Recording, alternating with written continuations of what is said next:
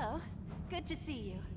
Okie dokie there, Revenants. Welcome back to Code Vein, and today we're going to be having another boss analysis for the Attendant of the Relics here, and so this will be kind of an interesting one because this fine female here has a lot of dodgy, and she has a lot of resistances, but then she also has no resistance, but then she has very high resistance. So she's kind of all over the place, and she has varying levels of HP depending on where you find her and when you find her. So let's go over the HPs first. So on 0 star, when you're coming through here, she has 15,200 HP. When you get to max difficulty, she has about, on the low end, 31,600, and on the high end, 31,800. So it's somewhere between there, so probably around 31,680 or something like that is probably the more close, accurate number, but a little bit over 31,000 there, almost 32,000 on max difficulty. And if you fight her in the Tower of Trials on floor 3, I believe it is, at max difficulty, she has 41,200 HP on the low end. So her health does go up significantly from 0 star to max difficulty at the Tower of Trials. So if you're looking for her at her max potential, it will be the two of them as you fight them in the Tower of Trials number 3. Now, to go over their um, resistances and things kind of quickly here, she has no phase 2. It is all phase 1, and it is all the same throughout the entire fight. So everything applies from the beginning to the end. So she has a 30% flat defense to physical attacks across the board, 30% resist to slash, 30% resist to crush, and 30% resist to pierce. And that doesn't change again. These don't change throughout the fight. So once you find her here, you will have the same resistance regardless of how fast or slow you kill her. Now her status ailments, how they are applied in the order of best to worst, are poison, inhibit, slow, and stun. And so that means that if you're going for, kind of a fast and quick and easy status buildup on her, you would definitely want to go for poison and inhibit. And inhibit here would actually be pretty good over all the other bosses in the game. This is where it would actually shine the most, would be here, because she has a whole lot of gifts that she's applying all the time. Elemental Wall, which we'll get to in a minute, and then she has a blood damage buff. She has um, uh, Dusk Edge. She has Bloody Impact. Um, she has a couple others. No, I think that's it. She has 4 gifts, I believe, and then she has the charge attack on the halberd she has, which is the Damarung, I believe, and then she has the basic heavy attack, which throws a slash out forward. So she does do a whole lot of damage if you let her hit you, and that is kind of the problem. Just don't let her hit you because she can kill you in basically 2 hits, even at max level here. Now, for her element resistances, she has a 10% resist to blood. She has a 0% resist to ice, fire, and lightning. So that is kind of interesting there, that she has no resistances to ice, fire, and lightning. However, whenever she applies the elemental wall on herself, it is a variable resistance based on when you hit her. So it can go from 0 resistance all the way to 100% resistance. And it's very, very interesting that it can go that high. Because as I was testing, I was getting numbers like 7.5% resist, 92.5% resist, 85% resist, 75% resist, and I even had a 100% resist once. And I've had others where it was nothing. And so that elemental wall should not scare you, because it's a randomly generated resist value every time you strike her with any kind of element. So whether it be a gift or a weapon buff or a focus gift or something like that, the elemental wall that she applies will vary based on how much damage or how much element value you do to her. She will resist a different amount every time. So kind of weird there, kind of interesting. We'll go through the values here just so you can see the 30% and the 0%. So we see them. So here we have 930. Here we have 862. So if we just do the numbers up front, 930 for the Argent Wolf Blade times 0.7. So we should be looking for 651 and 862 times 0.7. Oops, I did these wrong, so sorry. For this blade, for the Argent Wolf Blade, we will be looking for 586, and for the Queenslayer Blade, we'll be looking for 543. So 586 and 543. So let's go and see what we get. Okay. Yep. Oh, that's her 3-hit slash there. Oh, and she does have quite a bit of dodgy mechanics there. So 586. Whoops, that's what we were looking for the Argent Wolf Blade. And then for the Queenslayer Blade, oops, that was a dodging attack, so that'll do more damage. Oops. Okay, and 543.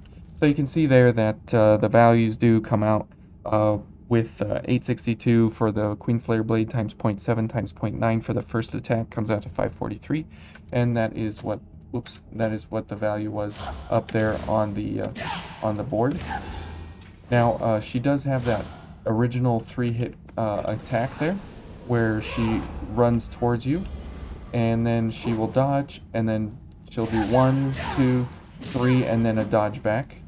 Yep, and then she'll do it. That move as well as an ending 2, and then there we go. Oh, and we're dead. So there's gonna be a few deaths in here just to see her movesets and everything. But she's a fairly simple fight once you actually get to know exactly what to do and how to take her down extremely quick. Now for her elements, remember we saw that we heard that she had a 0% resist to ice, fire, and lightning. So let's go ahead and bring up ice, fire, and lightning. Now you'll see I had a couple of gifts here selected. That's very, very much on purpose for those specific gifts. And I'll show you all about those here in a second. Okay, so, whoops. And there's her third attack. So whenever she engages you, she'll always go for the 3-hit attack. If you're kind of at a medium distance, she'll go for that blade slash. And if you don't engage her for a little bit, she'll run towards you. And if you run towards her, she'll always dodge. And your first hit, where you go like this, that will always miss if you're using a one-handed sword. Okay, and so you want to be careful of that, because she'll dodge like that, and you'll always miss. Okay, so let's look at fire. Now we have 930 here, just to kind of show you the formula up front. So 930 times 0.7 times 0.9 times 1 plus 0.2 minus x equals some value here. And we'll see what the value is we get when we hit her. Okay, so 703. Okay, 703, and that comes out to a 0 for your x value of her resistance. So that's how you know she has a 0% resist to fire. Oh, she's doing quite the roll here. It's interesting. Hey, Attendant. Okay. That's kind of a cool picture. Okay, so there's fire, and then if she has a 20% resist here to, or a 0% resist to ice. There we go. We'll see what that value is here. Oh, and now she has elemental wall active. So you'll see here that she may, so 820, so that's even higher than we had before, and but it should go lower. So there's 0. So she absolutely has from something to 100% resist there. Okay. There's back to 20% or 0% resist, and there's a different value of resist to make it 227. So it's variable in how you go about hitting her when she has, and there's 703 again, so 0% resist to lightning. And so it's very interesting when that elemental wall comes up. Whoops. Oh, and we're gonna die. And once she gets locked into that triple attack animation, there's no getting out of it. unless we'll bring it up here in a second.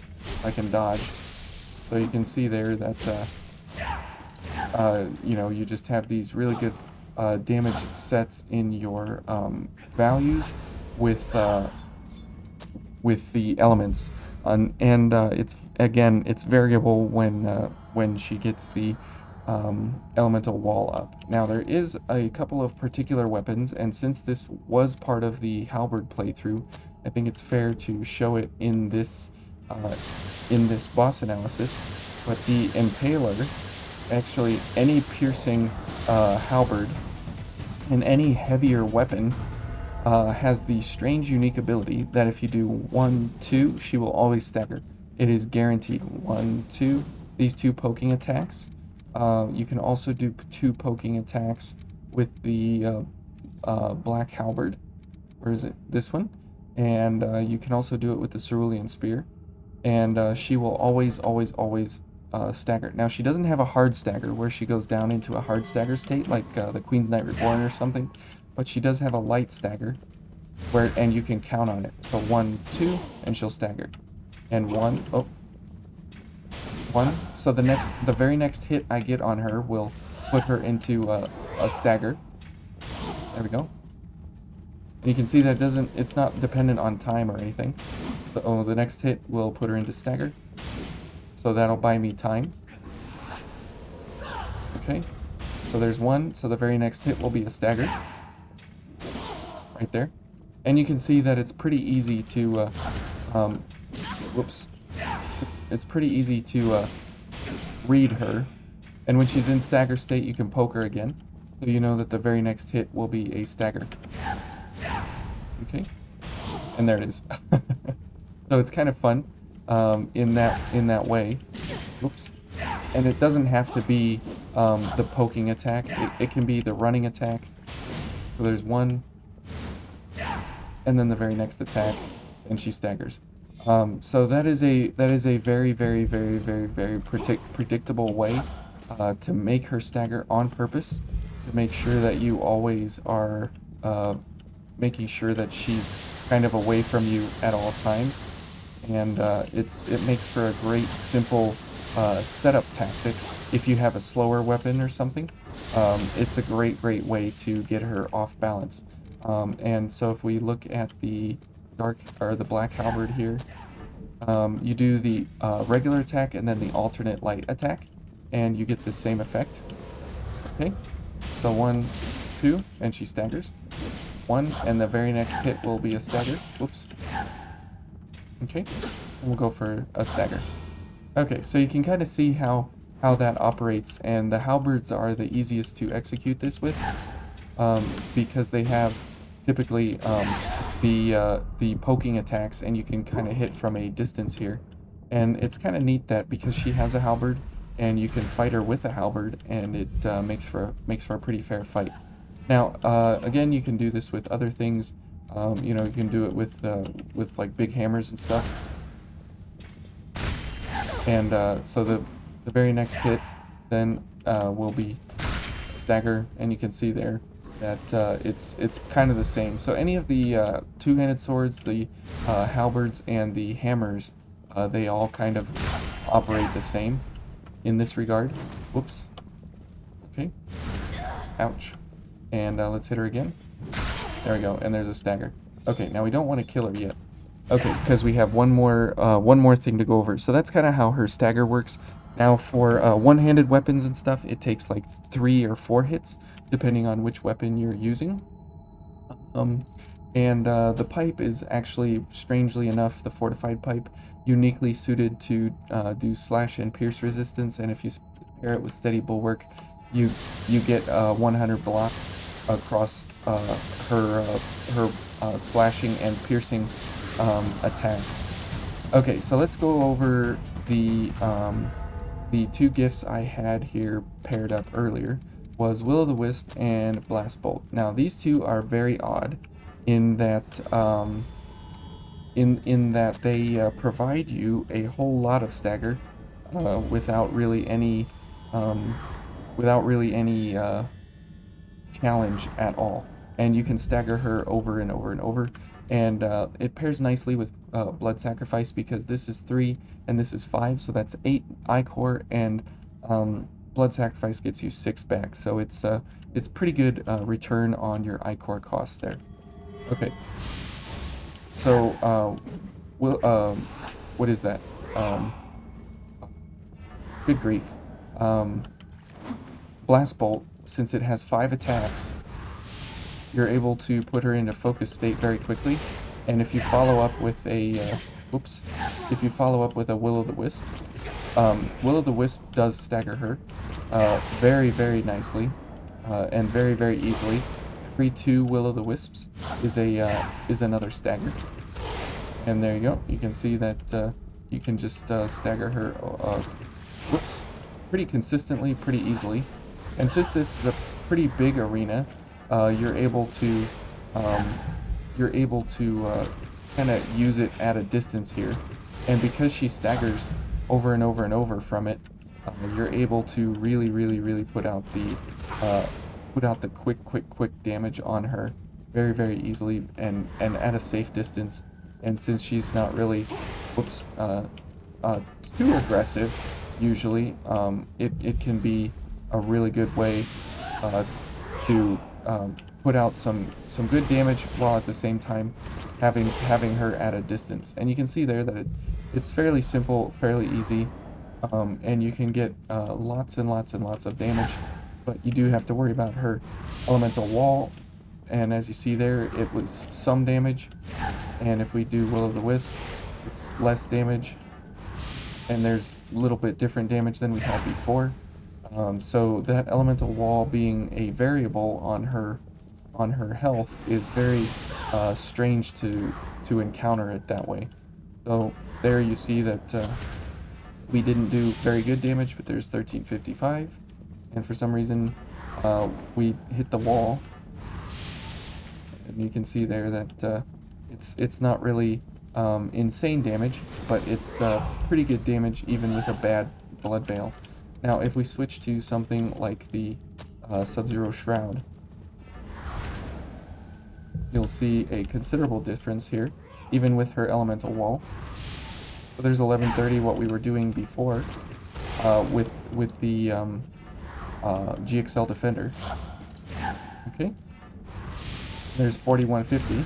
So that's, I know that number is a 0% resist. So there, it was pretty easy to it was pretty easy to get her down below half health very quickly, very easily. Now, why this is important, these two setups here, is because if you pair all of this with regular Mia or white Mia, you can get these gifts off extremely quick. Like it's just absolutely ridiculous how fast these gifts come out.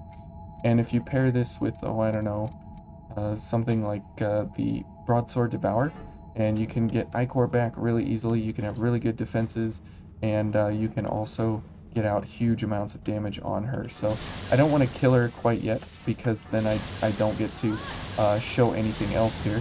But I want to just show you just how fast all of this comes out. And if you pair this with this and a drain and sure, these three are good. And obviously our passives are nothing is built how it should be here. So just kind of keep that in mind. I just want to show you guys how this thing operates in real time here, because it's absolutely bonkers how this goes. And since we have double gift extension here with Mia, everything's going to be good. And so now we only cost 3 and 1 ichor, so it costs 4 ichor to run this. So it's exceptionally good here for us while we go into the fight. And because she'll stagger on basically every attack, it just becomes absolutely a trivial fight. Okay, Mia, don't kill her. Don't kill her. Don't kill her. Okay. Whew. But you can see that you can get the gifts out very quickly, and it's a permanent stun lock on her. It's an absolute murder of the attendant, and you can see her hiding back here. Hello, attendant. I'm so sorry for you. But that is probably one of the fastest ways, except for just running in with a one-shot radiant barrel something or other without a partner. I mean, you can kill 31,600 HP in like just poof, it can evaporate. So, but that's probably the most fun stun locking kind of a fast way to kill her, and it's just kind of sad that once you pair up very strongly here against her with something even not even optimized here in any kind of way. It's basically three gifts. It's one, two, three, and okay, four gifts, and she absolutely just evaporates right in front of you. So it's kind of an interesting type of setup there. And because she staggers so hard off of Will-o-the-wisp and Blast Bolt, because there's technically 7 attacks coming, 2 from here and 5 from Blast Bolt, because there's so many attacks here, she staggers exceptionally hard off of those 2 gifts. Now you can also switch this to Ember Reversal, and this kind of plays out the exact same, except it's way less Ichor because this is -2 and this is -2, so it's only costing you 3 Ichor. So every time you cast these, it's 3 Ichor, and remember we were down to 18 or whatever. And so if you have 18 Ichor, then you can cast both of these 6 times, and so that's 12 gifts that you can get out, and she'll probably be dead before you even need to use a blood sacrifice or something. So she becomes one of the most trivial bosses in the entire game, to kind of drive home the point that the attendants, they do what they can, which is why at the end, when Io gives herself up, it's a noble sacrifice. And so the attendants who basically you've seen them be helpless and worthless, they actually become the most important piece of the puzzle here in Vayne. So it's kind of a great way how they went about discovering what the attendants are here in the game. But that kind of wraps it up here for the attendant, in her weaknesses, her stuns, her gifting, how she operates, and her status effects and everything. And so let's go ahead and see the status effect buildups. But she's a very, very simple, basic fight. And the only thing that she has going for her is the 30% resist on. She has a 30% resist on all physical damage. But once you figure that out and you say, well, okay, that's fine, I'll just go with gifts and just completely annihilate every piece of her in about 4 seconds flat or so, it just becomes kind of a trivial fight. Now, if you do this as a one-on-one with a one-handed sword, that's probably one of the weakest ways to go against her, because you have to hit her so many times before she staggers with one-handed swords.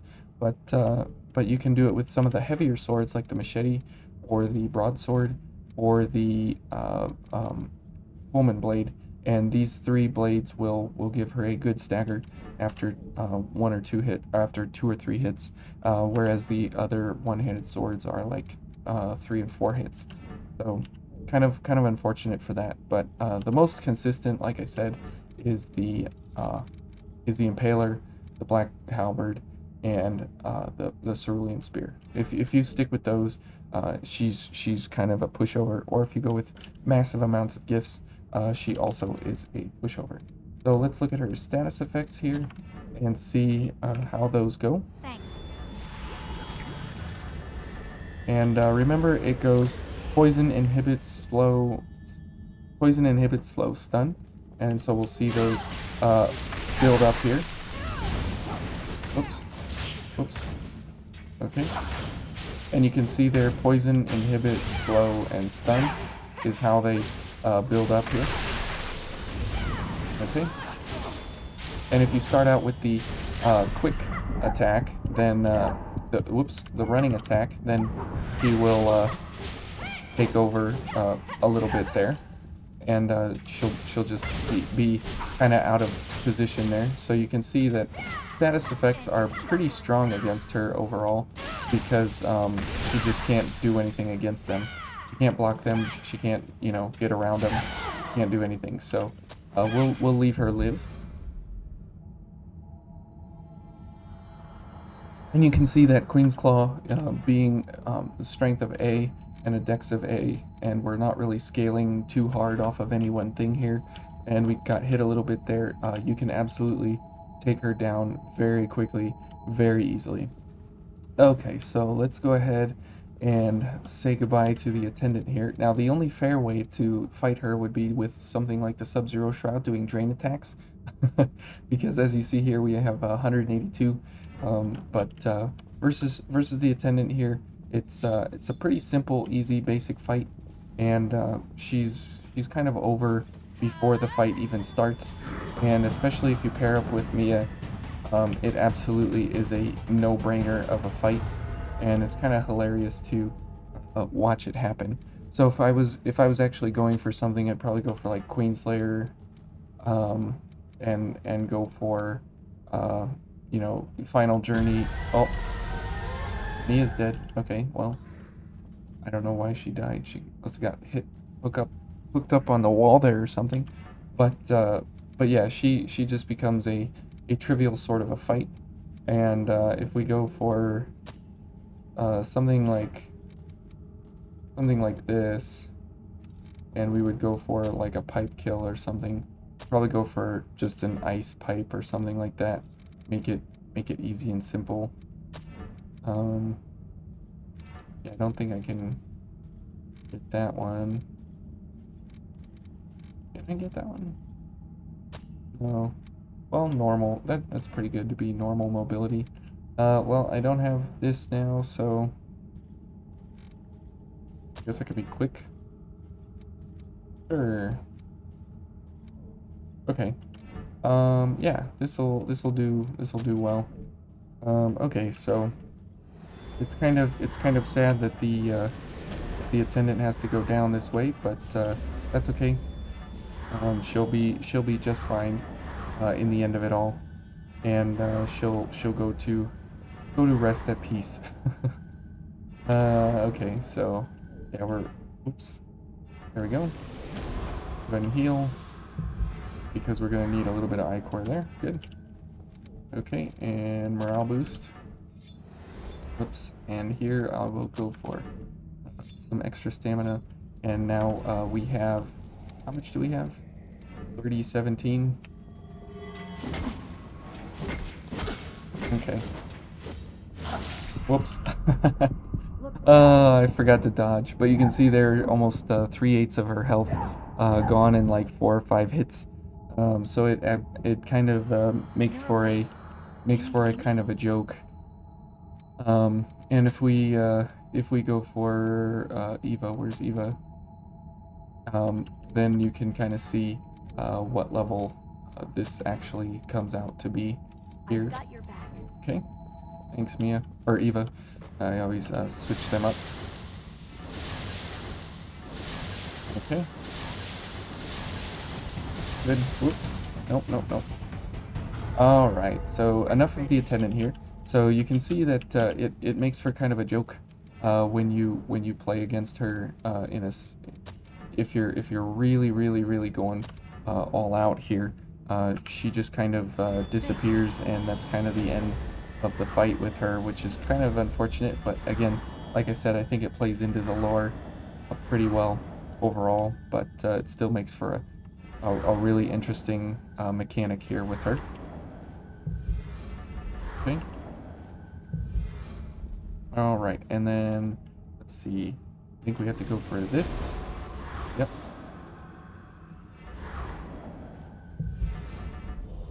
Okay, then we will drop a whole lot of ichor here. Good. Okay, we'll go for this and one more. That's plenty. Okay, and morale boost. Good. And then this. Now we're ready to go, and you can see here that we are now at 36-18, which is pretty good damage. Okay, and then we will go ahead and take her down. Whoops. Okay. And there she goes. So pretty simple, pretty basic when you actually try, and when you load up to the highest possible levels you can go for. So the attendant is a very fun very fun fight, very simple fight, but you kind of have to watch the mechanics of it, or you can just buff to the heavens like this and take her down pretty simply, pretty I'll easily, keep an eye on our and it surroundings. kind of trivializes everything. But so there's a couple of different ways that we went through here, looking at Mia, looking at Eva, looking at Pipe, looking at Stagger, her weaknesses and everything. So I hope this gives you guys a good understanding of how the attendant works and how you can kind of go about it in your own runs. So thank you all for watching, and we'll see you tomorrow.